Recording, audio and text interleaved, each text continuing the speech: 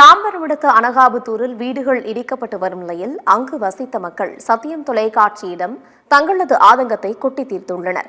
அதனை இப்போது பார்க்கலாம். இப்போ இந்த குடியிருப்பு கட்டுறதுக்கு அப்படின்னு பாத்தீங்க அப்படின்னா 40-50 வருஷம் உழைப்பு. இந்த 40-50 வருஷம் உழைப்புல வீடு கட்டியிருக்கு அப்படின்னா அந்த வீடு இடிக்க வராங்க. நான் என்ன கேட்கிறேன் அப்படின்னு சொன்னா, எங்களுக்கு வரி கட்டுறோம்.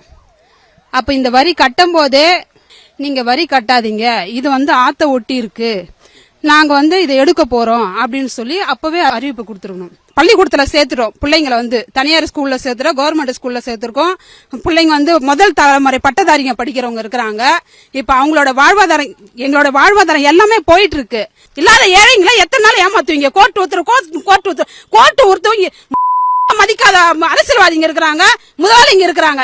நான் மட்டும் மதிக்கணும் அப்படின்றது என்ன உத்தரவாதம்? ஏன் நான் மதிக்கிறோம் சொல்லுங்க பாக்கலாம். முதல் முறை இறையன்பு IAS அவர் இருக்கும்போது ஆத்தால ஒரு குறிப்பிட்ட அளவு தான் அப்படின்னு சொன்னாரு.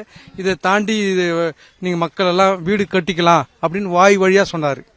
அப்ப அந்த கலெக்டர் சொன்ன அந்த உத்தரவின் அடிப்படையில், அவர் சொன்ன ஒரு நம்பிக்கையின் அடிப்படையில் தான் மக்கள் இங்க குடியேறி வந்தாங்க.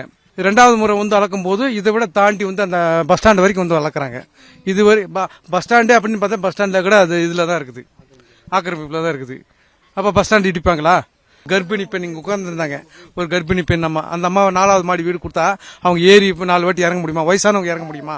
அவங்களை எப்படி கேடு கெட்டு போனாலும் கவலை கிடையாது அப்படின்னு தான் எந்த அரசாங்கம் வந்தாலும் சரி. இன்னைக்கு திமுக அரசாங்கம் இருக்கலாம், நாளைக்கு வேற அரசாங்கம் வரலாம். இப்ப இவங்க எல்லாருமே கார்பரேட்களுக்காக தான் செயல்படுறாங்க.